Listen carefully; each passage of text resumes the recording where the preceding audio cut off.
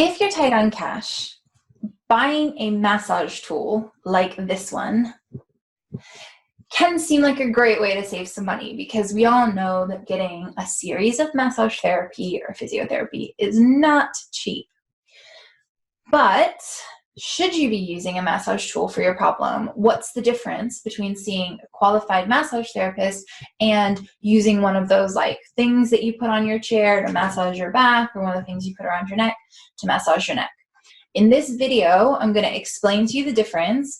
I'm going to give you a big warning about when you should not be using a massager for muscle tension and what could go terribly wrong, and when the right time to use a massage tool is versus going to see a massage therapist.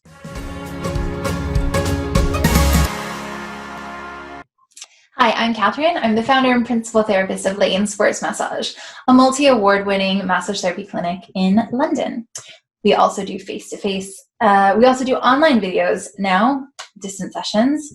In this channel, I share information about how your body works and self-care tips to help you live your life and enjoy your favorite activities as close to pain-free as possible.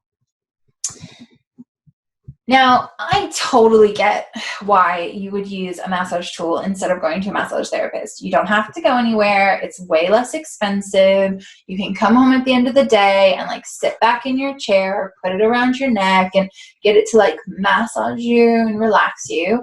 And in some situations, it's really great for relaxation and for getting rid of like a bit of muscle tension at the end of the day. I'm definitely not going to sit here and tell you that they have no use. That said, there are times when using a massage tool is actually going to be detrimental to you instead of going to see a massage therapist. So it's important that you know the difference between the two. So I want to tell you a story about a conversation that I had with somebody who called up to see about coming and seeing us for massage therapy. Now, if you've watched any of my videos, you know that you can't just massage the same place over and over again. If you've not watched any of our videos, you can't massage the same place over and over again. Usually, where you feel the pain, like where the knot is that's bothering you, that's achy, that's painful, that feels sharp, that's like a dull throbbing ache, that's usually not the source of the problem. That's not the underlying cause. So when you spend a lot of time massaging just where you feel the pain, you're often going to make your imbalance worse.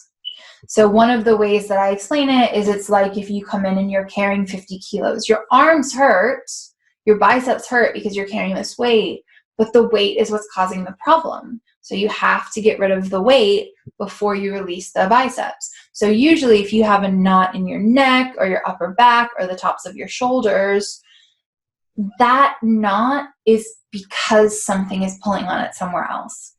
So I had this guy and he called up and he said, oh, I have all these knots between my shoulder blades and my back and it's just driving me crazy. What would you do if I came to see you? So I explained that we would do posture and movement assessment. We'd open up his chest. We'd work on the lats. Like I tell him exactly what we'll do, right? And he goes, oh yeah, you know, because I've been using this massage tool on my knots on my back for the last couple of months and it's not getting any better and it's actually getting worse. And I did try to explain to him why that is, because you're basically going to the very outside layer of the onion, the last thing in your body that's compensating for all of the imbalances, and you're releasing it. And so your body goes, oh, that's good, I can relax. Oh, wait, no, I can't, because everything that's pulling on me is still pulling on me. And then the knot gets tighter.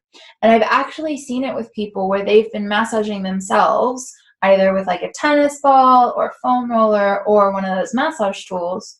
And then the knot doesn't want to release because it's released so many times, but you've never addressed the underlying cause. It doesn't feel comfortable releasing. It's like, no, I need to be here because there's tension elsewhere. And this is what had happened to this guy. I bet if he came into me, the knots would have been incredibly difficult to get out because he'd just basically been solidifying them by using the massage tool on himself for like 2 months. When I explained that it would probably take a few sessions and that this is what we do, he kind of was like, well, let me think about it. I'm just going to try to use the massage tool some more and see if I can help it. And I did try to explain to him that it was never going to get better if he just used the massage tool on the knots in his back. because it's always like chest being tight, lats being tight, rotator cuff being tight, and you have to open all of it. And he was just like, okay, maybe I'll call back. And, you know, that's just how some people are. They really want to do it themselves, and that's totally fine. But he was setting himself up for injury. And that's the main difference between seeing a qualified massage therapist and going to see someone who, or using a massage tool. Now, that said, you can go for like a spa massage and a relaxing massage, and they'll probably do a very similar thing because they're just kind of doing a whole body general relaxation. What we do at the clinic is a little bit different. And if you're going to like a remedial or a clinical massage therapist, we are more about restoring balance to the body. So we're going to look at what's being pulled out of alignment and focus on that. So if you have a specific problem, you need to see someone who understands the mechanics of the body so they can give you advice about self-care.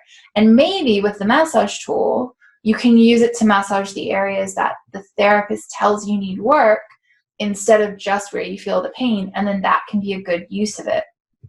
But if you have a specific problem and you just use a massage tool on only where you feel the pain, you're really increasing your chances of having some sort of injury or spasm or like ingrained muscle tension that's going to take longer to get rid of.